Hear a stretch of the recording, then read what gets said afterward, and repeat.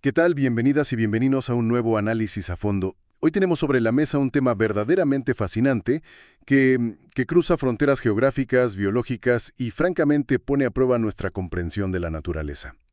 Pero antes de arrancar, quiero recordarles una regla de oro que tenemos para la sesión de hoy, y es 0 palabras en inglés. Así es, ni una sola. Absolutamente todo. Desde las técnicas estadísticas más complejas hasta los términos biológicos, lo vamos a manejar en español. Así que en lugar de usar anglicismos, hoy van a escuchar términos como aprendizaje automático, modelos de bosque aleatorio y hablaremos de una amenaza que suena casi a película de terror, la roya ampollosa. Con esta regla clara, les presento nuestra materia prima.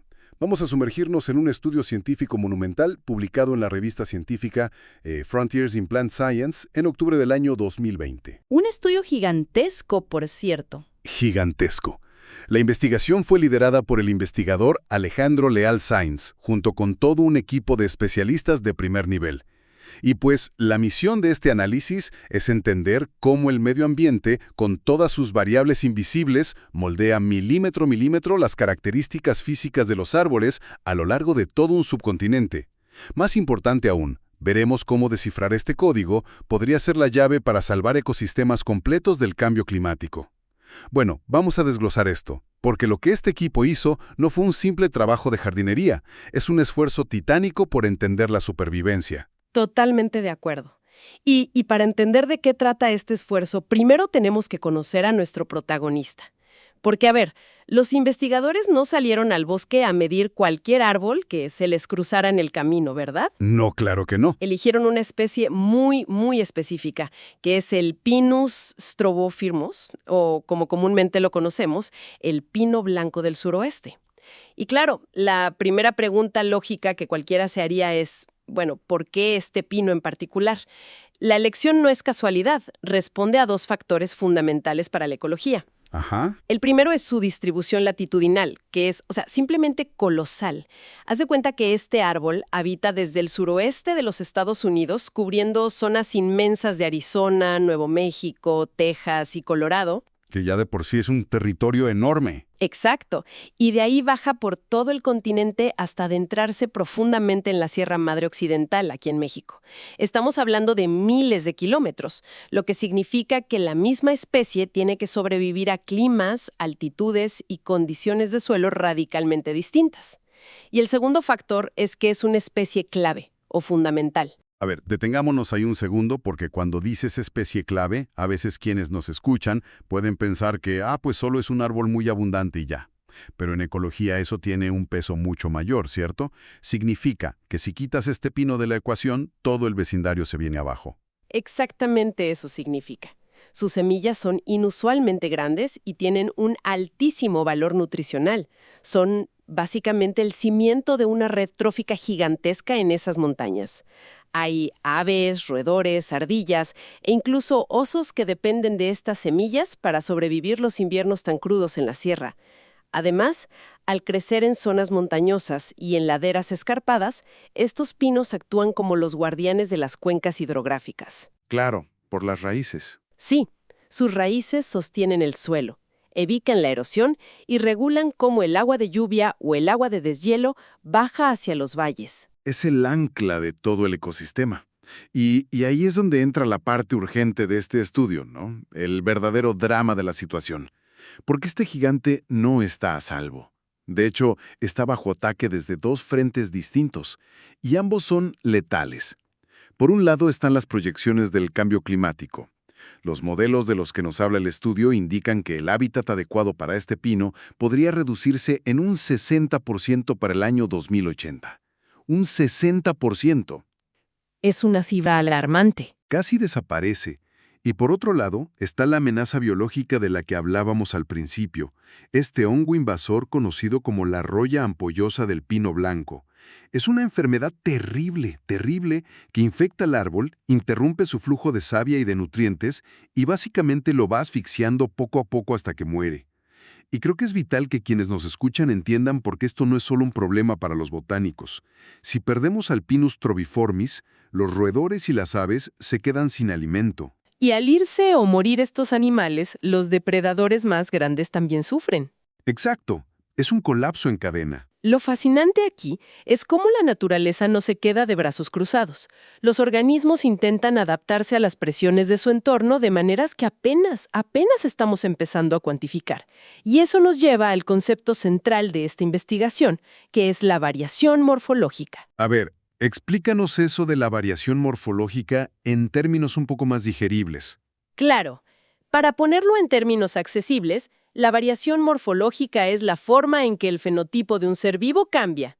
Y el fenotipo no es otra cosa que la apariencia física, las características que podemos ver y medir a simple vista. Pero, y esto es clave, el fenotipo no está dictado únicamente por un manual de instrucciones genético que sea inmutable. No es solo lo que hereda. Exacto. Es el resultado de una avanza muy compleja entre la genética que hereda el árbol y el medio ambiente que lo rodea.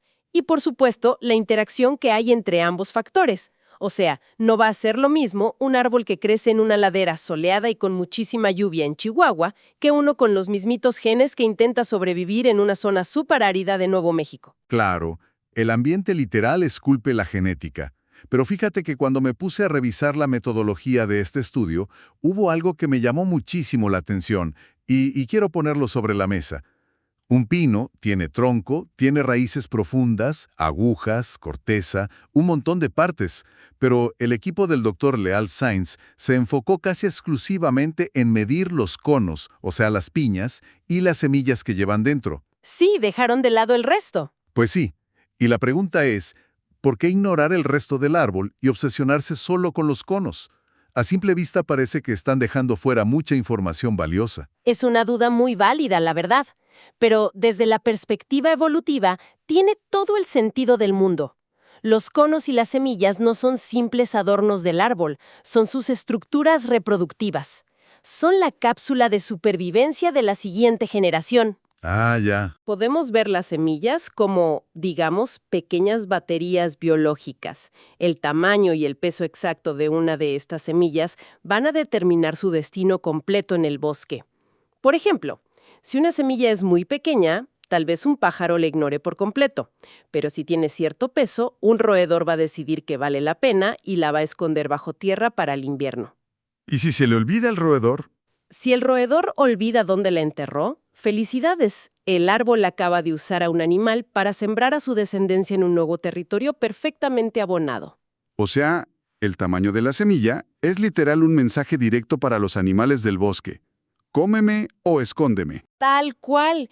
Y hay otro factor súper importante.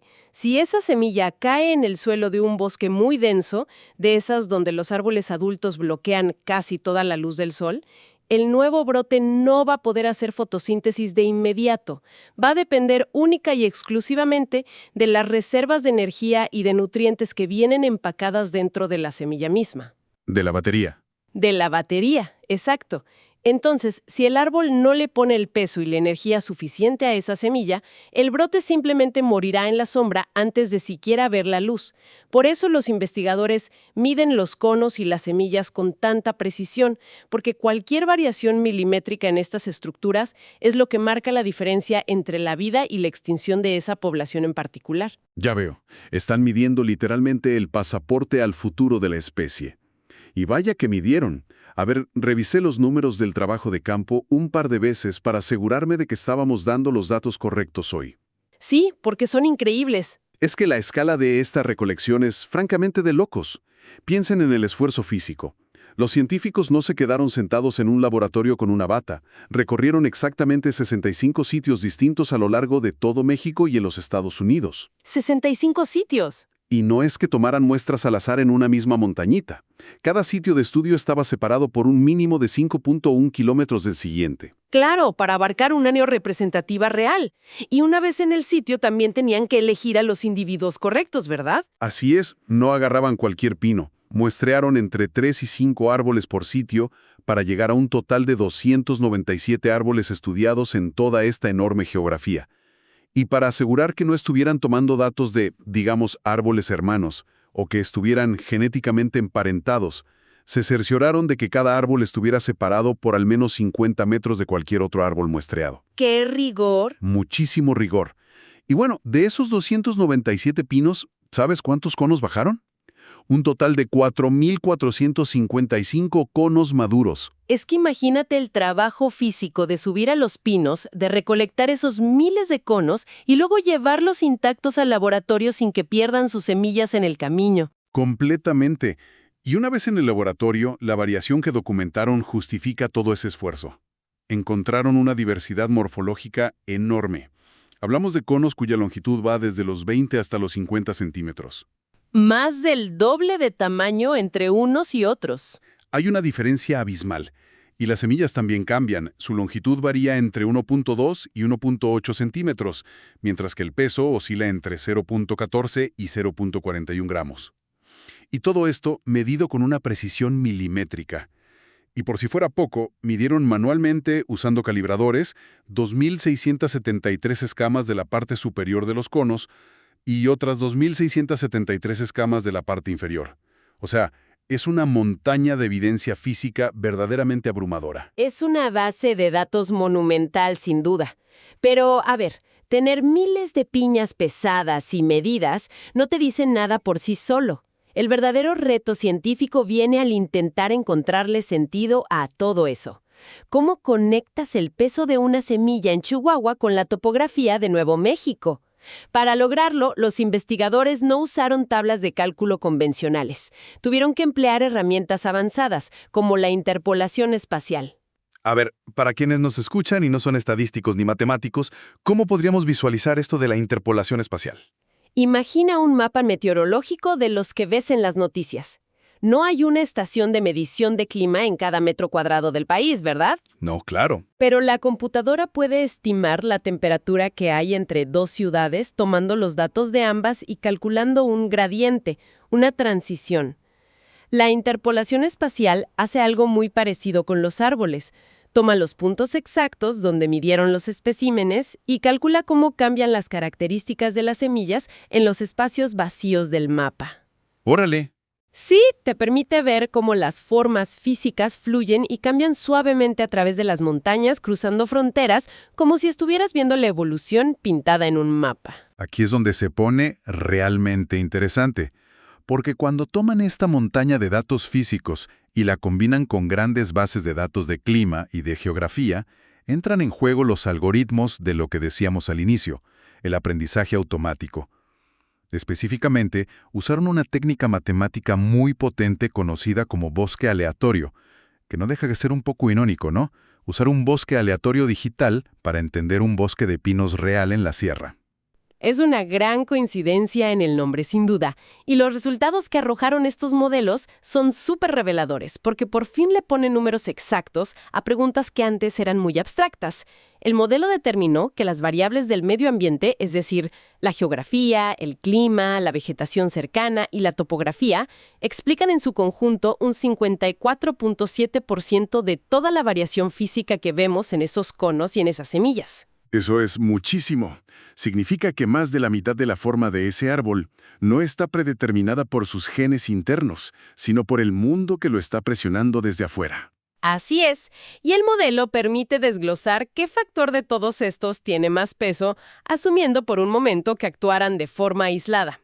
Mira, la geografía por sí sola puede explicar el 51.5% de los cambios. La vegetación vecina explica el 43.8%. ¿Ok?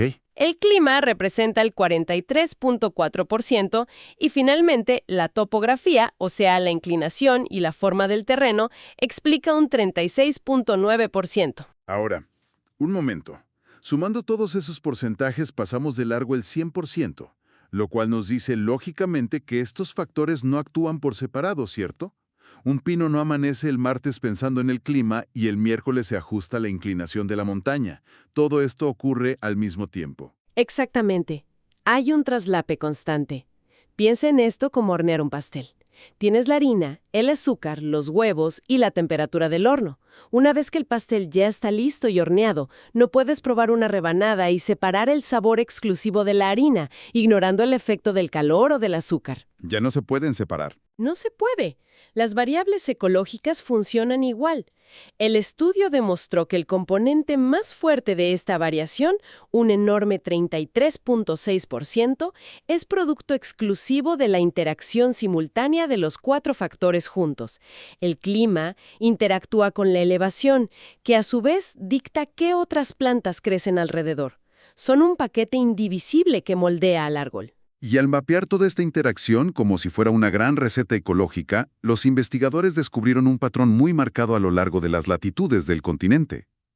El hallazgo clave es que, a medida que viajas hacia el sur, adentrándote en territorio mexicano, el clima durante la temporada de crecimiento del árbol es más cálido y mucho, mucho más húmedo. Y en respuesta directa a esta lluvia y a esta humedad, el pino reacciona produciendo conos mucho más largos y semillas significativamente más pesadas. Y este es un punto súper importante donde el estudio rompe paradigmas por completo. Históricamente, muchos ecólogos asumían lo contrario basándose en otras especies de pinos. Se creía que en las zonas más secas, los árboles se veían obligados a producir semillas más grandes, pensando que un mayor volumen les iba a ayudar a retener humedad y sobrevivir a la sequía. Era una especie de regla general que se daba por cierta en la biología. Y tiene sentido lógico a primera vista. Sí, pero al tener una muestra tan masiva de este pino en específico, el estudio demuestra exactamente lo contrario. La abundancia de lluvia en el sur es lo que en realidad le da al árbol la energía y los recursos suficientes para poder construir estos conos y semillas gigantes.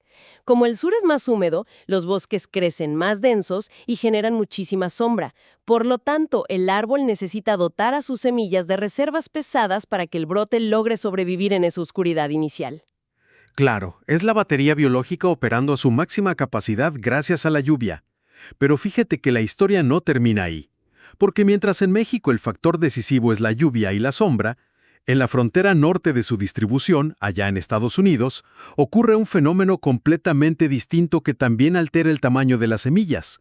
Y no tiene nada que ver con la lluvia, sino con los vecinos. Sí, aquí entramos al terreno del flujo genético. En el límite norte de su hábitat, el pino blanco del suroeste se encuentra de frente con el territorio de otra especie distinta, que es el Pinus flexilis. Y no solo conviven de manera pacífica, sino que se cruzan entre sí. El polen viaja con el viento y ocurre un proceso natural de hibridación. Este romance evolutivo, por llamarlo de alguna manera, ¿Un romance forestal? ándale, provoca que los árboles híbridos resultantes produzcan conos y semillas notablemente más pequeños. Es una prueba contundente de que la forma física de una especie no solo responde al relieve del terreno o a cuánta lluvia cae, sino también a la genética de las especies vecinas que están dispuestas a hibridar. Y hasta las especies vecinas obligan al árbol a ajustar la longitud de sus piñas milímetro a milímetro. Pero, habiendo desglosado toda esta maravilla biológica y todos estos números, tengo que hacer la pregunta obligada. Entonces, ¿qué significa todo esto para nosotros? ¿Para qué nos sirve saber el peso exacto de una semilla en relación con la lluvia? Si al principio del programa mencionamos que el árbol está a punto de perder el 60% de su hábitat, ¿qué aplicación tiene esto en el mundo real hoy en día? Más de 4.000 conos solo por curiosidad botánica o por tener un récord. Toda esta información es la base absoluta de estrategias urgentes de conservación forestal, específicamente lo que en este campo se conoce como migración asistida o flujo genético asistido. Retomemos el problema enorme del cambio climático que mencionaste. El clima se está calentando tan rápido que el rango ideal para que este pino sobreviva se va a desplazar drásticamente en el mapa. Ajá. Los modelos sugieren que su zona de confort climático, por así decirlo, se moverá más de 1.000 kilómetros hacia el norte y unos 500 metros más arriba en altitud. Básicamente, el clima ideal huye hacia el norte, pero los árboles evidentemente no pueden agarrar sus raíces y caminar para alcanzarlo. Exacto, se quedan atrapados, y esto cambia por completo las reglas del juego de la reforestación. Tradicionalmente, si un administrador forestal quería recuperar un bosque dañado, pues iba, recolectaba semillas de los árboles locales sanos y las plantaba ahí mismo en esa misma montaña. Pero hoy, con estas proyecciones, hacer eso es una condena. porque el clima de ese lugar dentro de 50 años va a ser completamente distinto.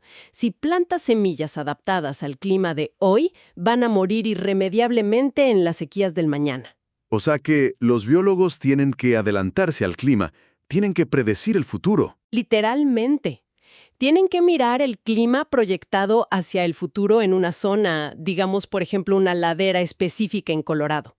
Ven qué temperatura y cuánta humedad habrá ahí en unas décadas. Luego, con estos modelos, buscan en el mapa actual dónde existe ya ese clima hoy en día. Tal vez encuentran que ese clima futuro de Colorado es idéntico al clima que tiene hoy un bosque en la sierra de Chihuahua. ¡Qué locura! Entonces, los silvicultores van a Chihuahua, recolectan esas semillas específicas que gracias a este estudio ya sabemos que tienen el tamaño y el peso ideal para soportar ese clima y tal vez hasta una mayor resistencia a la roya ampollosa, y las transportan físicamente cientos de kilómetros hacia el norte para plantarlas en Colorado. A esto se le llama crear zonas de transferencia de semillas basadas en variaciones ecotípicas. Es una reubicación completamente estratégica de la genética. Increíble. Es literalmente usar la geografía de hoy como una máquina del tiempo para asegurar los bosques del futuro. Para recapitular, lo que Alejandro Leal Sáenz y su equipo nos han mostrado en este estudio de Frontiers in Plant Science es un mapa de cómo todo, absolutamente todo, está íntimamente conectado. Desde la cantidad de lluvia que cae en una temporada, pasando por la densidad del bosque y la inclinación de la montaña, hasta la genética de los vecinos. Todo presiona un simple pino para que calibre el peso de su semilla miligramo a miligramo a través de todo el continente. Y si conectamos esto con el panorama general de la conservación moderna, esto plantea una pregunta importante, una reflexión muy profunda sobre nuestro papel en la naturaleza. Estos árboles han pasado milenios afinando sus características, adaptándose lentamente, generación tras generación, a las condiciones microscópicas de su entorno local. Pero la velocidad del cambio climático ha roto ese ritmo evolutivo. Lo destrozó. Sí, y ahora nosotros, con este conocimiento matemático y estadístico, nos vemos en la necesidad de intervenir de forma artificial. Al implementar la migración asistida, al decidir nosotros que Semilla de México va a poblar una montaña en los Estados Unidos, nos estamos convirtiendo en una especie de emparejadores evolutivos. Estamos tomando el control directo sobre la evolución de especies silvestres para salvarlas.